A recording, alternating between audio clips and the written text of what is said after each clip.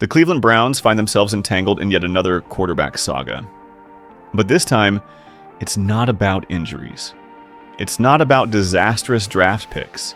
It's not even about washed-up veterans desperately clinging to relevance. No, this time it's about power. More precisely, it's about an owner who believes in a rookie signal caller and a coaching staff seemingly hell-bent on acting like he doesn't even exist. That tension isn't hidden anymore. It's glaringly obvious. You can feel it simmering beneath every post-game press conference, every ultra-conservative play call. And while the Browns are piling up early season defeats behind a quarterback who should be mentoring, not starting, one name keeps echoing louder and louder: Shedeur Sanders. Yes, a fifth-round selection. Yes, a project quarterback. A young man with football in his DNA, confidence in his stride, and, let's be honest, a preseason stat line that half the internet mocked. Negative 27 yards, 5 sacks, 0 scoring drives, brutal, ugly. But here's the twist. It didn't just look like failure, it looked like sabotage. Or at the very least, a coaching staff playing politics instead of playing football. Because here's the truth. Nobody inside that facility wants to admit Sanders didn't fail. He was failed. Failed by paper-thin protection, failed by zero adjustments, failed by the passive-aggressive brand of development that preaches patience in public, but sticks you with third-string receivers, a vanilla script, and a leash shorter than a halftime performance. And yet, despite the ridicule, despite the staff's obvious favoritism toward Dillon Gabriel, despite the sideline benchings and whispered labels of not NFL ready, one man isn't blinking: owner Jimmy Haslam. Say what you want about Haslam's crease, and plenty already have. But right now, he might be the only person in Berea thinking about the future. While the coaches are clinging to the Flacco knows the system safety blanket, Haslam is doing something radical: betting on potential. He's watching practices, demanding development reports, pushing for more snaps because he sees what others refuse to acknowledge. The kid has it. Not flawless mechanics, not instant polish, but that raw, unteachable spark. The same spark people noticed in Josh Allen when he looked lost as a rookie. The same spark Lamar Jackson had when critics dismissed him as just an athlete. The same spark Patrick Mahomes carried while he sat behind Alex Smith and skeptics said, maybe in a couple years?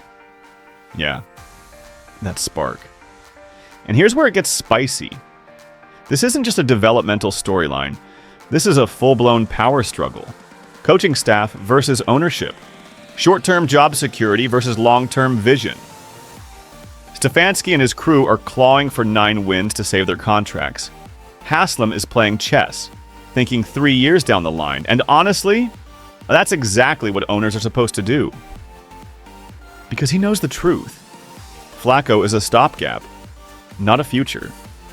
Gabriel may be serviceable, but he's not generational. And if Shedeur's ceiling is even close to what his supporters believe, you don't bury him on the depth chart just to squeeze out another safe season. And yet, despite Haslam's conviction, Sanders remains sidelined. Scraps for reps, no 2-minute drills, no red zone looks, not even a legitimate shot with the starters. What are we doing here? You've got a 22-year-old with elite college production, NFL pedigree, high football IQ, and you're stressing about readiness? Let's be real. If you judged half the great quarterbacks by their first month in the league, they'd have been written off forever. Look at Peyton Manning's rookie year. Look at Josh Allen's early accuracy numbers. Rewatch Justin Herbert's opening stretch. The only reason they became stars, they were given the chance. That's the fork in the road for Cleveland right now. Do you keep protecting your coaching staff's fear of failure? Or do you finally put your investment on the field and let Shedeur play? Because, let's not kid ourselves. This team isn't too competitive to take that risk. You're already losing games with Flacco. The offense is sputtering. The line is collapsing no matter who's under center. The fan base is restless. National media is circling like vultures. You're not salvaging anything by steering this ship into 7-10 mediocrity. So why not hand the wheel to someone who could at least make it electrifying? Shedeur brings juice. He brings attention. He brings a reason for fans to actually tune in every Sunday. And don't underestimate this. Football isn't just wins and losses. It's entertainment. It's identity. And right now, the Browns' identity is being devoured by mediocrity. The fact that Jimmy Haslam even has to step in and lobby for the quarterback he personally drafted, tells you everything you need to know about the power struggle inside that building. This isn't about who looks sharper in practice drills. This is about authority. Stefanski doesn't want a player he didn't handpick rewriting the story. He doesn't want the risk of a rookie making mistakes that reflect poorly on his system. He doesn't want the spotlight. But here's the reality. He's already losing. Losing games. Losing the locker room. Losing the fans. And if he keeps stonewalling the one player who could salvage this season from irrelevance, he's going to lose his job. Because make no mistake, Haslam isn't just tracking stats, he's tracking loyalty. And when the man signing the checks believes in a player, but his coaching staff refuses to even give him a chance, that doesn't end in a team meeting. That ends in pink slips. So what's next? We all know how this script unfolds. Flacco lobs. A few more desperation interceptions. Gabriel gets thrown in as a spark, but underwhelms. The media storm intensifies. Fans chant Shedeur's name louder and louder, until the entire stadium feels like a boiling pressure cooker.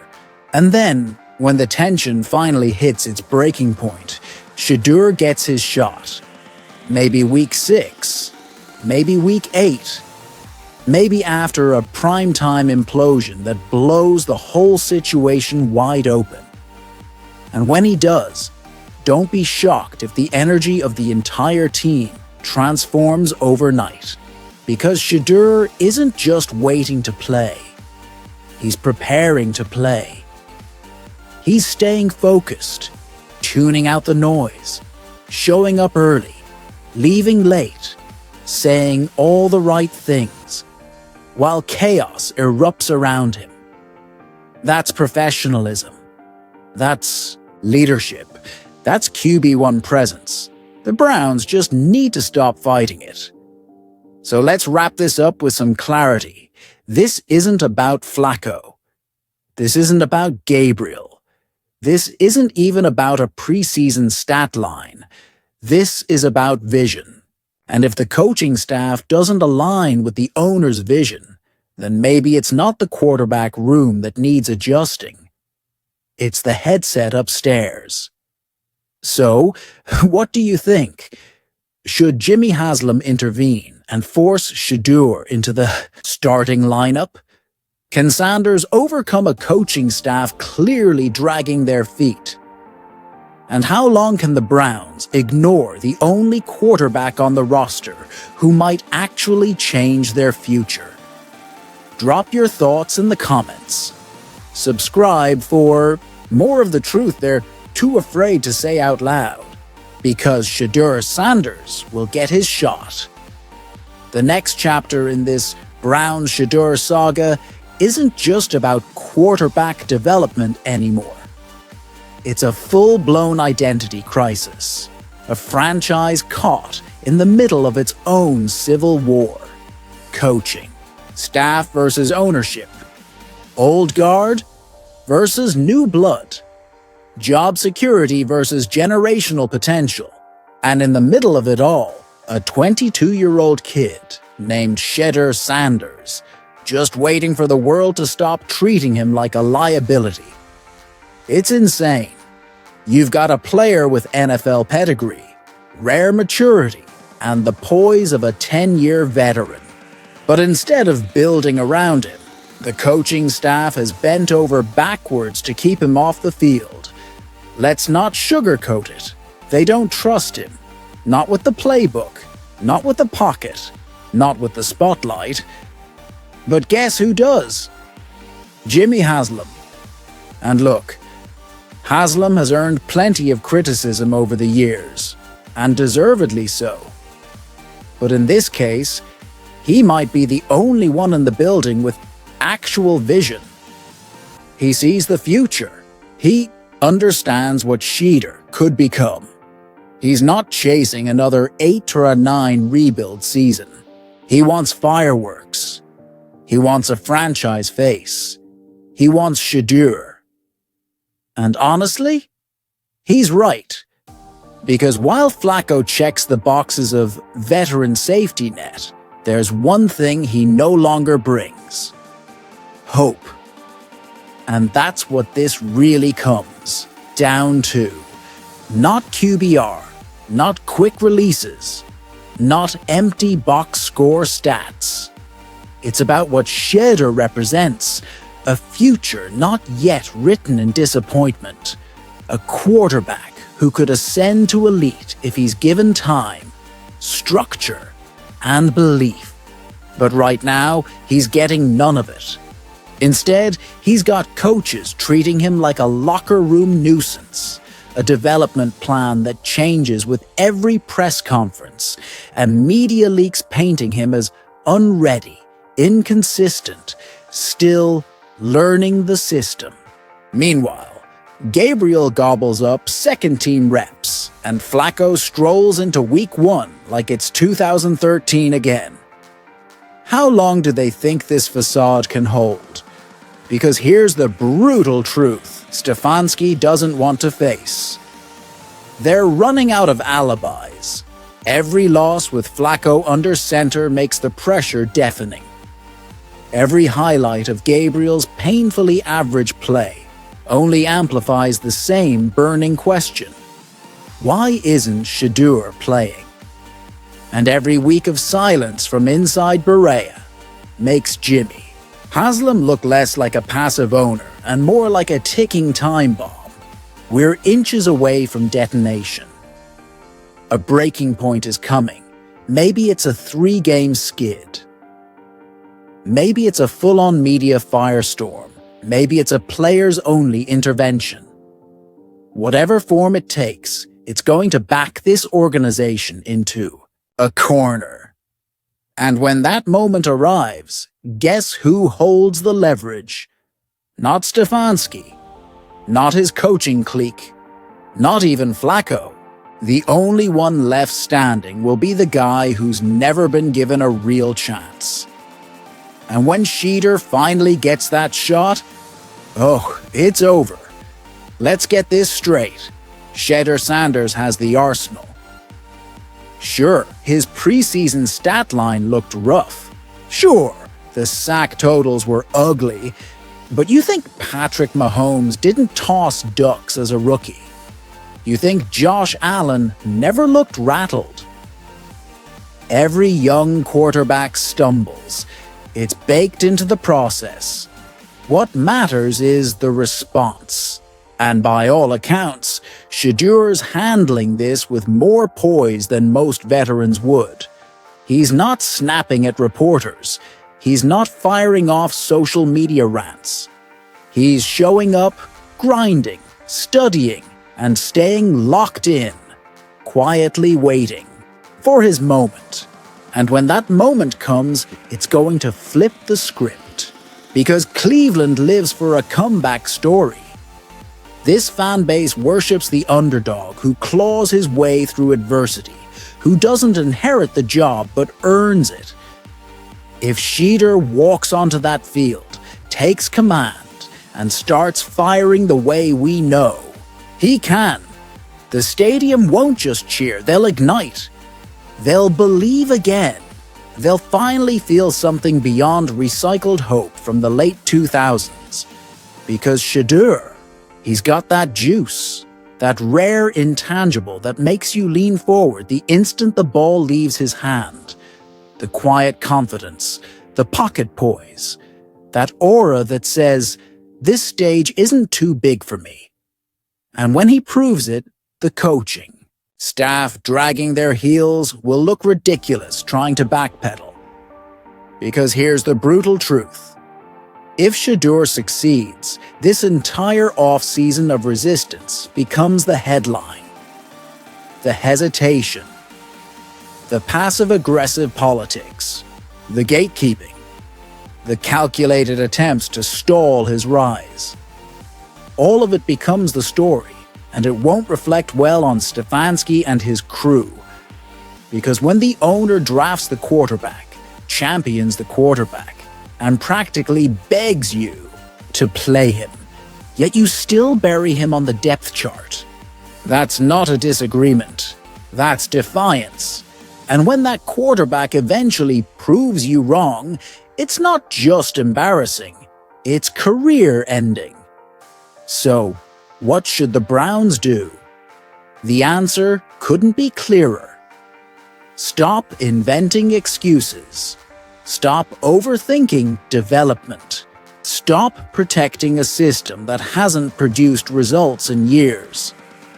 Start doing the one thing that might actually salvage this season. Let Shedeur play. Not mop-up duty. Not meaningless second-team reps. Not vague, we're evaluating statements. Start him, back him. Build around him. Let him take hits. Make mistakes. Grow into the role. And lead. Because even if he stumbles, you're still chasing his ceiling, not settling for another placeholder's floor. And if you're wrong, at least you were bold. At least you tried. At least you gave the fans something authentic. But if you keep hiding behind readiness, if you keep acting like his fifth-round label means he's automatically stuck behind guys he's already outclassed, don't be surprised when Shedeur eventually leaves. Don't be surprised when another franchise invests in him, builds him up, and reaps the rewards. Don't be surprised when Browns fans turn bitter. And don't be surprised when Haslam himself finally snaps. Because if the owner believes in a quarterback and you refuse to see what he sees, you won't be coaching him. You'll be watching him on TV. So here's the fork in the road, Cleveland. Cling to fear or bet on the future. Keep Shedeur sidelined or unleash him and see what happens. Either way, the clock is ticking. Ignore it too long and the future might just pass you by. Let's cut the sugarcoating. This isn't even about whether Shedeur should start anymore. It's about whether this coaching staff is too stubborn, too prideful, or too politically entangled to accept what's right in front of them. And that's where this saga shifts from frustrating to outright absurd. Because while the fans debate depth charts, while the front office leaks progress reports to justify their own investments, and while Shedeur quietly keeps grinding like his career depends on it, the staff is still doubling down on Gabriel, still rolling out Flacco like it's 2016, still acting like playing the rookie is some reckless gamble instead of the most rational choice available. So let me ask this. When did common sense become controversial? The Browns drafted Shedeur Sanders. The owner is backing him publicly and privately. The current QB carousel is producing losses, not leadership. The fans are bleeding patience faster than the offensive line hemorrhages, protection. And the one player with the highest ceiling? He's still standing on the sideline, watching two quarterbacks who wouldn't scare a college defense take snaps. So tell me, what are we even doing here? Oh, right, he's not ready. That's the line, isn't it? He needs to develop. He's not quite there yet.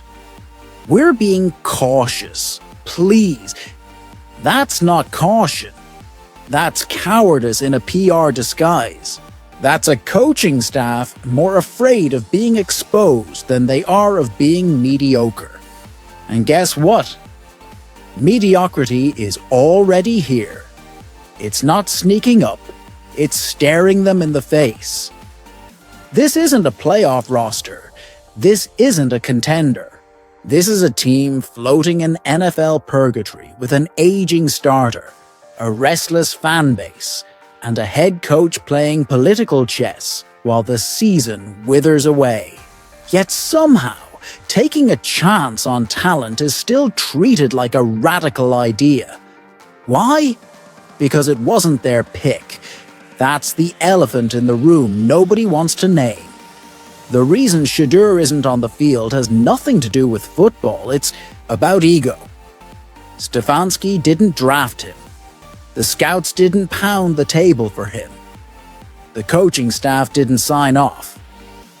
Jimmy Haslam did, and in the NFL, owner influence is a dirty word. Coaches despise it. They see it as meddling, overstepping, undermining their authority. But here's the reality. Sometimes the owner is right. Sometimes it takes someone outside the coaching bubble to recognize raw potential. To say, I don't care if this guy was drafted in the 5th round.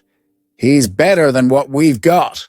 To remind the football minds that they've been wrong before, and they'll be wrong again. You don't bury talent just to save face.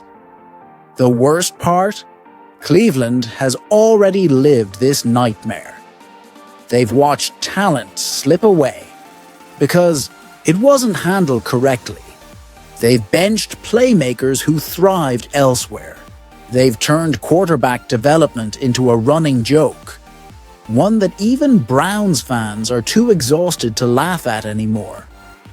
If Shedeur ends up another what if, it won't be because he wasn't good enough. It'll be because the people in charge couldn't stomach believing in a player they didn't control. Let that sink in. And meanwhile, what's Shedeur doing through all this? He's not creating drama. He's not hopping on Instagram Live to air grievances. He's not leaking complaints to the media. He's doing what an actual franchise quarterback should be doing. Working quietly, consistently, and professionally. That's the part that gets overlooked. The kid has shown more maturity than some of the established vets around him. No tantrums. No passive-aggressive pressers. Just a steady presence in a storm of dysfunction. And that's why there's still hope. Because when, not if, Shedeur gets his shot, whether it's after Flacco flames out, Gabriel stalls, or Haslam finally slams his fist on the table, it won't be some wild gamble. It'll be a correction. A course adjustment. A team finally aligning with what everyone outside the building already sees. But the longer they wait, the uglier it gets. The fan base fractures. The locker room sours. The media cycle turns venomous. At some point, this isn't just sabotaging a rookie. It's torching the very future you claim you're building. It doesn't have to unravel that way. There's still time to pivot, to be bold, to rally around the only quarterback who actually gives this team an identity. But the clock is ticking. So here's the call. Enough hiding, enough excuses, enough clinging to veteran safety nets. Start Shedeur Sanders. Week 5. Week 6. Hell, start him tomorrow. Let him make mistakes. Let him grow. Let him lead. because even if he struggles early, at least you're chasing his ceiling instead of settling for someone else's floor. If you're wrong, at least you swung. At least you tried. At least you gave fans something authentic. But if you keep hiding behind the "not ready" narrative, if you keep pretending the fifth-round label means he has to stand behind players he's already outclassed, then don't act shocked when Shedeur leaves. Don't act shocked when another franchise builds him up. Don't act shocked when Browns fans turn bitter. And don't act shocked when Haslam himself decides he's had enough. Because if the man writing the checks believes in a quarterback, and you refuse to see what he sees, you won't be coaching him. You'll be watching him from your couch. So, Cleveland, what's it going to be? Stick with fear, or bet on the future. Keep Shedeur on the sideline, or unleash him and let him cook. Either way, time is running out. The fans are ready. The owner is ready. And Shedeur Sanders, he's ready too. Not flawless, but ready. And Cleveland doesn't need perfection right now. They need purpose. They need direction. They need belief. And Shedeur Sanders is the only man on this roster who still embodies all three. Thank you guys. See you next video.